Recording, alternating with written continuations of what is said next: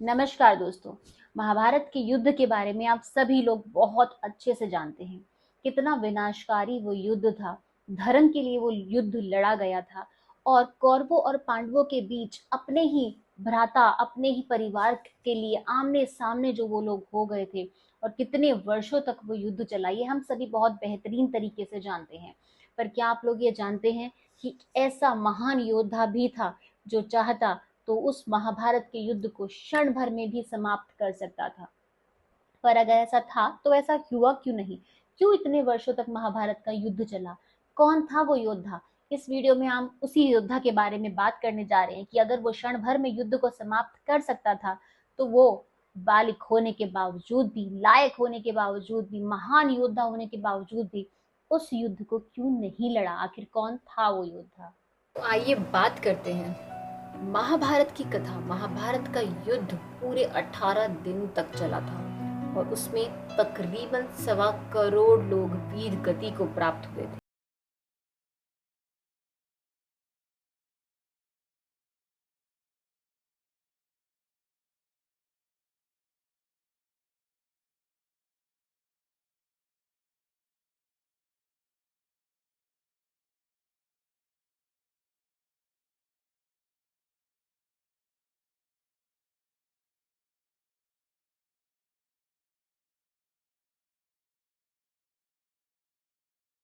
किसी और पुराण या शास्त्र में कोई जिक्र नहीं है। शौनिक ऋषि जी ने पूछने पर बताते हैं कि जब घटोत्कच अपनी माता हिडम्बा देवी के कहने पर पांडवों से मिलने के लिए इंद्रप्रस्थ आए, वहां उन्हें श्री कृष्ण जी सहित सभी पांडवों से मिलना हुआ।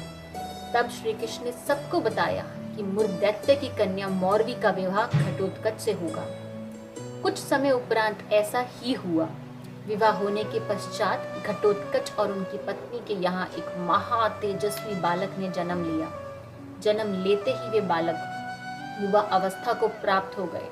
तब घटोत्कच ने बालक को छाती से लगाकर कहा, बेटा, तुम्हारे केश बरबराकार हैं, यानी घुंघराले हैं, इसीलिए तुम्हारा नाम बर्बरीक होगा। बर्बरीक को लेकर पिता घटोत्कच द्वारा श्री कृष्ण से जब मिलने द्वारिका पहुंचे, तब बर्बरीक ने श्री कृष्ण से कहा, आर्यदेव माधव, मैं आपको प्रणाम करता हूँ और ये पूछता हूँ कि संसार में उत्पन्न हुए जीवों का कल्याण किस साधन से होता है?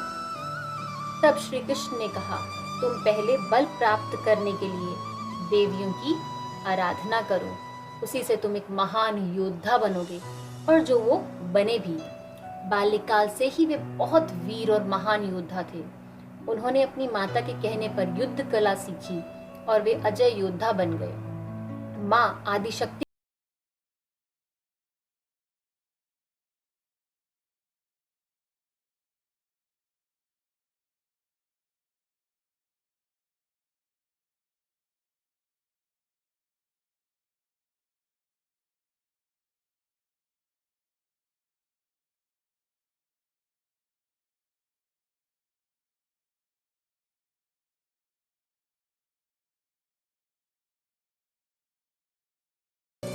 इस योद्धा को लड़ना ही था। जब इन्हें पता चला कि कौरवों और पांडवों के मध्य युद्ध हो गया था, अतः यह समाचार पाकर बर्बरीक को प्राप्त जब हुआ तो उन्होंने कहा कि वे भी युद्ध में सम्मिलित होने की इच्छा रखते हैं। जब वे अपनी माता से आशीर्वाद प्राप्त करके पहुंचे, तब माँ को हारे का पक्ष का साथ देने का वचन दिया। यही वो वचन था जिसे उन्होंने हमेशा निभाया और जिसके कारण बर्बरी कथा को आज हम जानने का प्रयास कर रहे हैं। जी हाँ, उनकी माँ ने उनसे वचन लिया था कि तुम उसी पक्ष का साथ दोगे जो हार रहा होगा, जो पक्ष दुर्बल होगा हमेशा उसी का साथ दोगे। और उन्होंने अपनी माँ को ये वचन दिया था। जब सर्वव्यापी श्री कृष्ण ने उन्हें चुनौती दी कि इस पीपल के पेड़ के सभी पत्रों को छेद कर दिखलाओ जिसके नीचे दोनों खड़े थे, बर्बरीक ने चुनौती स्वीकार की और अपने तूणीन बालों से एक निकाला बाण और ईश्वर को स्मरण कर बाण पेड़ के पत्तों की ओर चलाया। तीर ने क्षण भर में ही पेड़ के सभी पत्तों को भेद दिया और श्री कृष्ण के पैर के इर्द गिर्द चक्कर लगाने लगा, क्योंकि एक पत्ता उन्होंने अपने पैर के नीचे छुपा लिया था। बर्बरीक ने कहा कि आप अपने पैर को हटा लीजिए, वरना ये आपके पैर को चोट पहुंचा देगा। श्री कृष्ण ने बालक बर्बरीक से पूछा कि वह युद्ध में किस और से सम्मिलित होगा।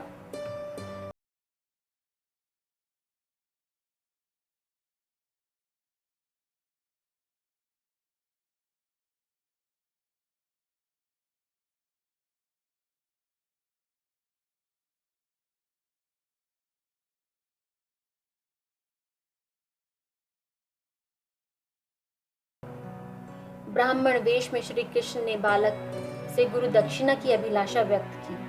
इस पर वीर बर्बरिक ने उन्हें वचन दिया कि अगर वो उनकी अभिलाषा पूर्ण करने में समर्थ होगा तो अवश्य करेगा। श्री कृष्ण ने उनसे उनका शीश मांगा। उन्होंने बर्बरिक को समझाया कि युद्ध आरंभ होने से पहले युद्ध भूमि की पूजा के लिए एक वीर व क्षत्रिय के शीश के दान की आवश्यकता होती है।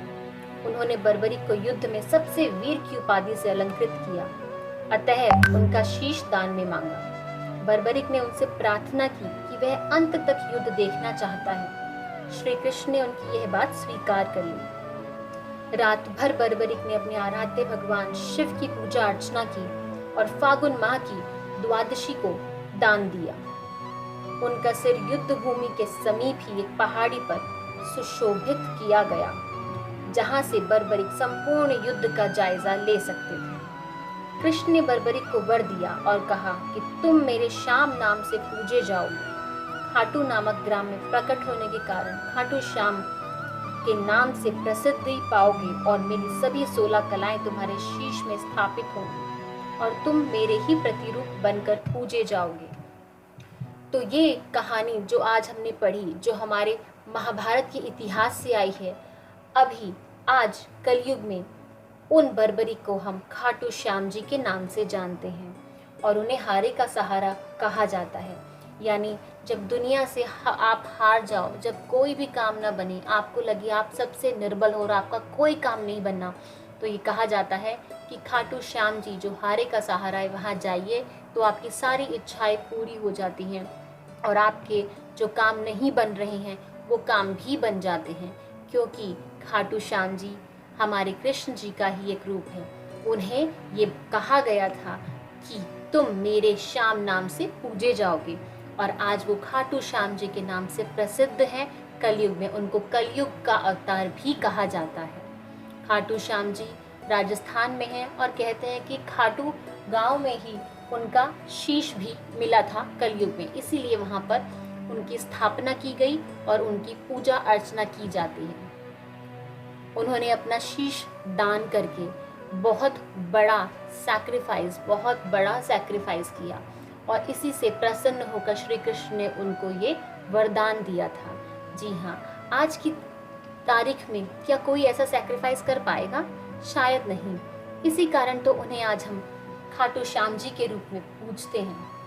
आज की इस कहानी में, आज की इस कथा में हमने बहुत कुछ जाना महाभारत के एक ऐसे योद्धा के बारे में जिनका नाम शायद बहुत सारे लोग नहीं जानते होंगे और बहुत सारे पुराणों में इनके बारे में जिक्र भी नहीं है, पर ये खाटू श्याम जी के नाम से कलयुग में बहुत ही ज़्यादा प्रसिद्ध हैं।